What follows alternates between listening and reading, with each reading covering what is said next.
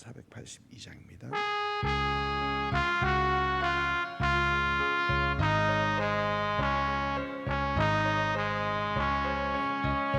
참 즐거운 노래를 늘 높이 불러서 이 세상 사는 동안 주 찬양하겠네.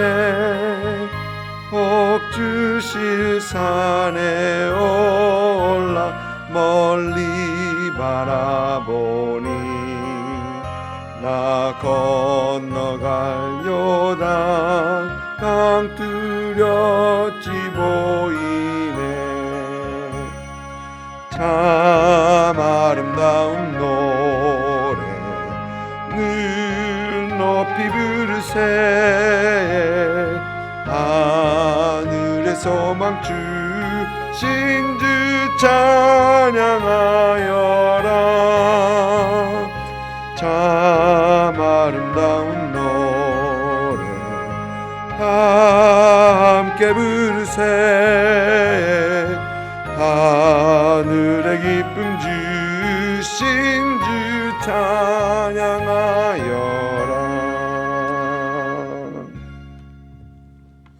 아멘. 에스겔서 11장 13절부터 25절까지입니다. 에스겔서 11장 13절부터 25절까지 우리 같이 한 목소리로 읽습니다. 이에 내가 예언할 때에 분하의 아들 브라다가 죽기로 내가 엎드려 큰 소리로 부르짖어 이르되 오호라 주 여호와여 이스라엘의 남은 자를 다 멸절하고자 하시나이까 하니라. 여호와의 말씀이 내게 임하여 이르시되 인자야 예루살렘 주민이 내 형제 곧 내 형제와 친척과 온 이스라엘 족속을 향하여 이르기를 너희는 여호와에게서 멀리 떠나라. 이 땅은 우리에게 주어 기업이 되게 하신 것이라 하였나니 그런즉 너는 말하기를 주 여호와의 말씀에 내가 비록 그들을 멀리 이방 가운데로 쫓아내어 여러 나라에 흩었으나 그들이 도달한 나라들에서 내가 잠깐 그들에게 성소가 되리라 하셨다 하고 너는 또 말하기를 주 여호와의 말씀에 내가 너희를 만민 가운데서 모으며 너희를 흩은 여러 나라 가운데서 모아내고 이스라엘 땅을 너에게 주리라 하셨다 하라. 그들이 그리로 가서 그 가운데의 모든 미운 물건과 모든 가증한 것들을 제거하여 버릴 것이라. 내가 그들에게 한 마음을 주고 그 속에 새 영을 주며 그 몸에서 돌 같은 마음을 제거하고 살처럼 부드러운 마음을 주어 내 율례를 따르며 내 규례를 지켜 행하게 하리니 그들은 내 백성이 되고 나는 그들의 하나님이 되리라. 그러나 미운 것과 가증한 것을 마음으로 따르는 자는 내가 그 행위대로 그 머리에 갚으리라. 나 주 여호와의 말이니라. 그때에 그룹들이 날개를 드는데 바퀴도 그 곁에 있고 이스라엘 하나님의 영광도 그 위에 덮였더니 여호와의 영광이 성읍 가운데서부터 올라가 성읍 동쪽 산에 머무르고 주의 영이 나를 들어 하나님의 영의 환상 중에 데리고 갈대아에 있는 사로잡힌 자 중에 이르시더니 내가 본 환상이 나를 떠나 올라간지라. 내가 사로잡힌 자에게 여호와께서 내게 보이신 모든 일을 말하니라. 아멘. 어제 말씀에서는 이제 1차 그리고 2차 바벨론 침공 때에 포로로 잡혀가지 않았던 사람들의 생각을 잠깐 엿볼 수 있었습니다. 그들은 예레미야 선지자가 예언했던 집을 짓고 정착하고 또 때를 기다리라라는 그 예레미야 선지자의 예언이 자기들에게는 적용되지 않는 것으로 생각을 했었고 또 그들은 가마솥 안에 있는 고기가 안전한 것처럼 예루살렘에 있는 그들은 안전할 것으로 생각했던 것을 볼 수 있었습니다. 그런데 하나님께서는 그들이 예루살렘 안에 있다 하여 결코 안전하지 못할 것임을 하나님께서는 그들에게 말씀하셨죠.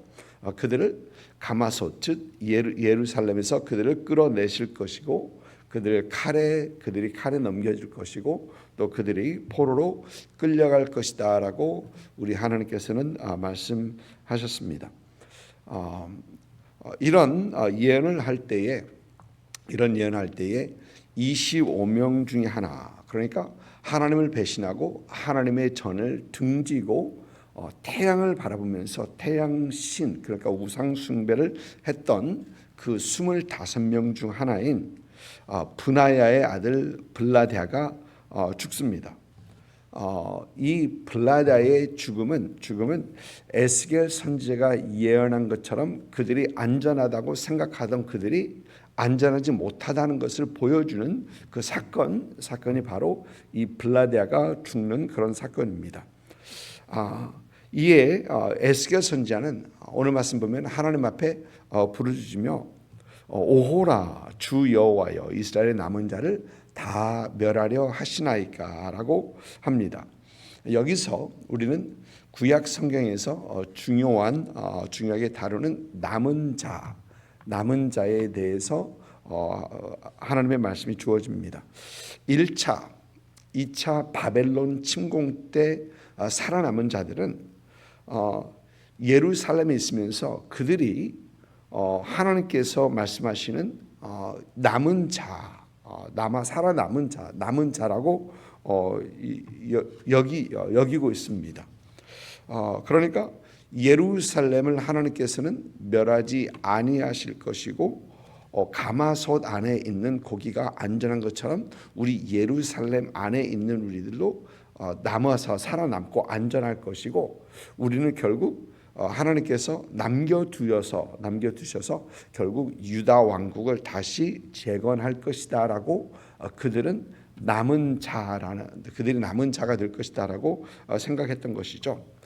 그래서 오늘 말씀 15절을 보면은 예루살렘 주민이 곧 내 형제와 친척과 온 이스라엘 족속을 향하여 이르기를, 여기서 보면은 예루살렘 주민이라는 것은 1차와 2차 침공을 살아남아서 예루살렘이 여전히 거주하고 있는 사람들을 얘기합니다.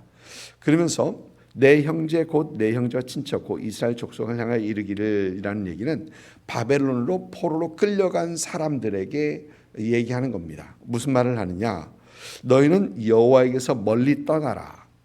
이 땅은 우리에게 주어 기업이 되게 하신 것이다 라고 합니다. 그러니까 우리가 남은 자다. 우리가 하나님께서 남겨두어서 우리를 통해서 하나님께서는 다시 유다를 재건하실 것이다 라는 어떤 그러한 얘기를 하는 것입니다. 하나님께서 이 땅을 우리에게 주셨고 우리가 이 땅을 재건할 것이고 너희는 그저 포로로 떠나라라고 하는 것이죠. 아마 그렇게 그들은 생각할 수 있었을 것입니다. 왜? 아직도 살아남았거든요. 또 아직도 3차 침공이 일어나지 않은 때이고 예루살렘과 하나님의 성전이 완전히 파괴되기 전이거든요.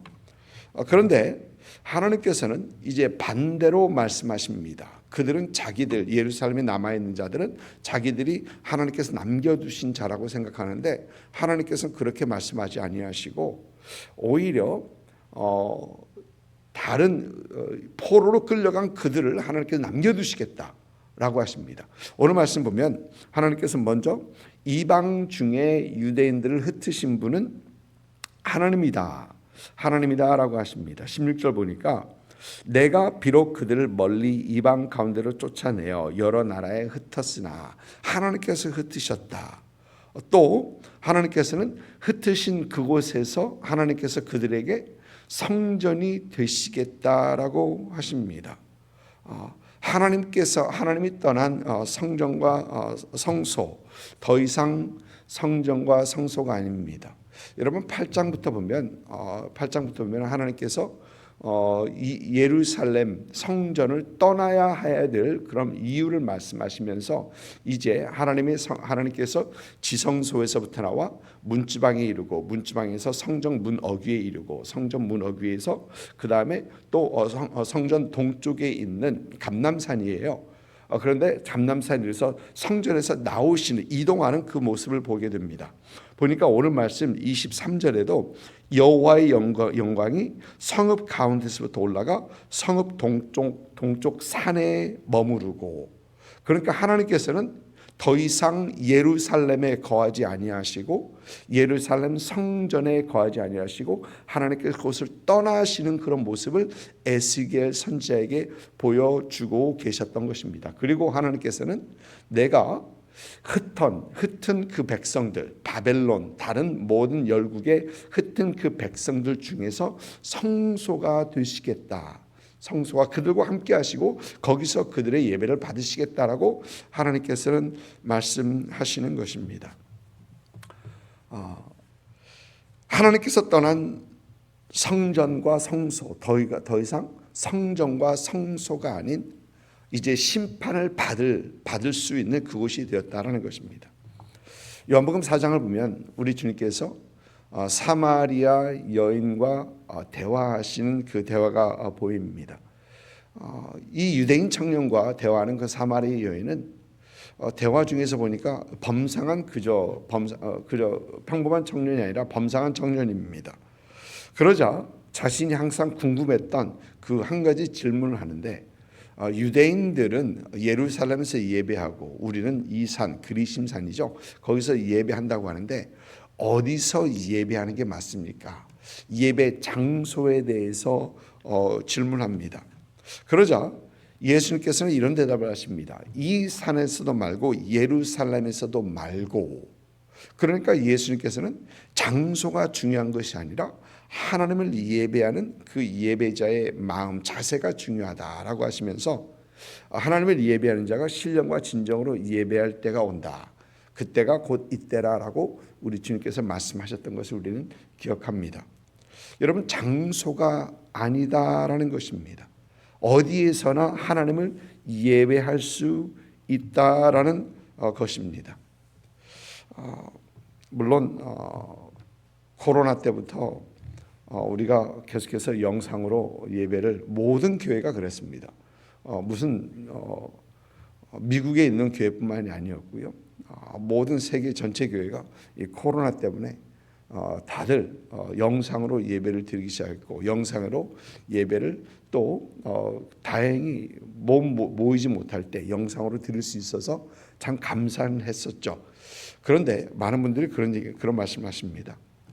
처음에 영상으로 예배 드릴 때는 예배 시간이 되어서 다 준비하고 샤워하고 옷 다 입고 다 앞에서 켜놓고 앞에를 예배를 잘 드렸는데, 얼마큼 시간이 가다 보니까 일어나서 눈 비비고 나와서 보고 있기도 하고, 아니면은 어떤 분은 아예 일어나지도 않고 침대에서 이러고 있는 분들도 있고, 예배를 영상을 진짜 봤죠.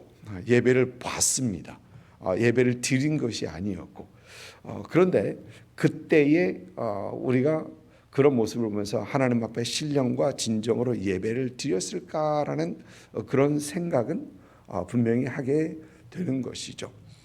물론 아침마다 함께 새벽 예배에 함께 하시는 분들 참 보면서 저는 가끔 이렇게 대화를 하다 보면은, 우리 성도님과 대화하다 보면은 요즘 에스겔서에서 얘기하는데 이런 얘기를 목사님께서 하셨는데 그런 말씀을 하세요. 그러면 듣고 계시는구나. 그러면서 잘 듣고 잘 새겨 듣고 계시는구나. 너무 감사하죠. 감사한데, 그러나 하나님께서는 예배를 통해서 우리에게 원하시는 건 사실 장소가 아니라 신령과 진정으로 하나님 앞에 드리는 그 예배, 그리고 우리가 있는 그 자리가 하나님을 예배하는 성전, 하나님을 예배하는 성소가 되길 원하신다는 것을 오늘 말씀을 통해서 우리는 생각해 보게 됩니다.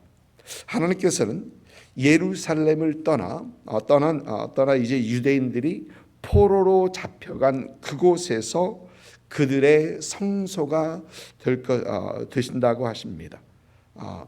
여러분, 우리가 기억하는 건 에스겔 선지자가 처음 하나님의 환상을 봤을 때, 하나님의 영광을 봤을 때가 바벨론 그발 강가였었죠. 그발 강가에서 거기에서 하나님께서 임하셨고 하나님께 찾아오셨고 또 에스겔 선지자 그곳에서 하나님의 영광을 보며 하나님을 예배하는 것입니다. 하나님께서는 예루살렘에 남아 있는 자들이 남은 자가 아니라 포로로 잡혀간 자들이 하나님께서 남겨두신 자, 하나님께서 이스라엘을 회복시키고 또 하나님의 영광을 다시 회복시킬 그런 자임을 하나님께서는 말씀하십니다. 그곳에서 이제 포로로 잡혀간 그곳에서 하나님께서는 이제 그들 중에서 우상을 제거할 것이고, 보니까 모든 미운 물건과 모든 가증한 것을 제거하여 버릴 것이고, 또 19절에서는 내가 그들에게 한 마음을 주고, 여기서 말하는 한 마음이란 나눈 마음이 아닙니다. 우상을 섬기고 하나님을 섬기고 이렇게 나눈 마음이 아니라 하나님을 섬기는 한 마음을 주고, 또 그 속에 새 영을 주며 하나님을 예배하고 하나님을 섬기는 새 영을 주며, 또 몸에서 돌 같은 마음을 제거하고 살처럼 부드러운 마음을 주어 율례를 따르게 하고 규례를 지키게 하고, 또 결국 하나님께서는 그들의 하나님이 되고 그들은 하나님의 백성이 되어 하나님께서는 그들과 관계가 회복되어 그들을 다시 귀환하게 하고 나라를 세우시게 한다라는 것입니다. 여러분, 유대인들에게 있어서 이 포로 생활, 바벨론과 바사 왕국에서 있었던 이 포로 생활은 그들이 죄를 지었던 날수를 따라서 하나님께서는 그들에게 심판하시는, 그들의 죄를 감당하게 하시는 그런 횟수입니다. 그래서 정해진 시간을 그들은 바벨론과 바사 왕국에서 그들의 죄악을 담당하는 그런 기간입니다. 그런데 이 포로 유대인들에게 있어서 이 포로 생활은 멸망의 시간이 아니라 어떻게 생각하면 하나님께서 그들을 회복시키시는 그런 시간입니다.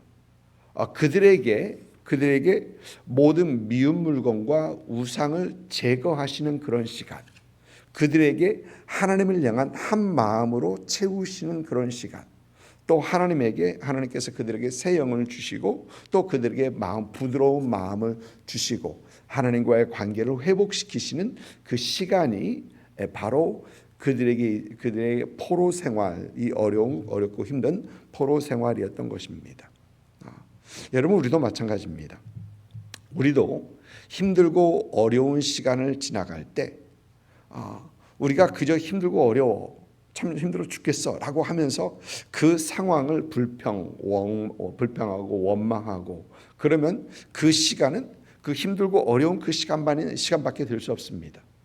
그러나 우리가 그 힘들고 어려운 시간 속에서 우리가 멸망의 시간이 되고 저주의 시간이 되지 않으려면 우리는 다시 하나님을 찾고 하나님을 붙들 때 우리는 그 힘들고 어려운 시간을 통해서 다시 한번 우리의 회복의 시간이 될 수 있는, 다시 한번 하나님과의 관계의 회복이 될 수 있는 그런 시간이 될 수 있다라는 것입니다. 힘들고 어려운 시간을 지나는 동안에 하나님을 붙들지 않으면 그 시간이 기억하기 싫은 그 어렵고 힘든 고통의 시간으로 남아있을 수밖에 없습니다. 그러나 그 힘들고 어려운 시간 중에 우리가 하나님을 붙들고 하나님 앞에 더 나아가면 나중에 후에 돌아봤을 때 우리가 그 시간을 보면서 그 시간이 나에게는, 그 고통이 나에게 유익이 되었다라고 우리는 고백하게 될 수 있는 겁니다. 그때에 하나님께서 나를 만나 주셨고 그때에 내가 하나님 앞에 더 가까이 갈 수 있었고 하나님을 더 알게 될 수 있었다라는 그 귀한 고백의 시간이 될 수 있다라는 것이죠. 여러분, 그래서 우리가 있는 이 자리에서, 우리가 있는 이 상황 속에서 하나님을 찾고 하나님을 붙들고 하나님을 예배하는 그런 우리가 되어야 되겠습니다. 그럴 때에 우리는 그 어려움과 고통이 저주가 아닌 회복의 시간, 또 우리를 하나님 안에서 정결케 하는 그 시간이 될 수 있다라는 것입니다. 이 사실을 기억하면서 지금 있는 이 자리에서 하나님을 더 찾고 하나님을 더 붙잡고 하나님을 더 예배하는 그런 여러분 되시기를 주님 이름으로 축복을 드립니다. 아멘.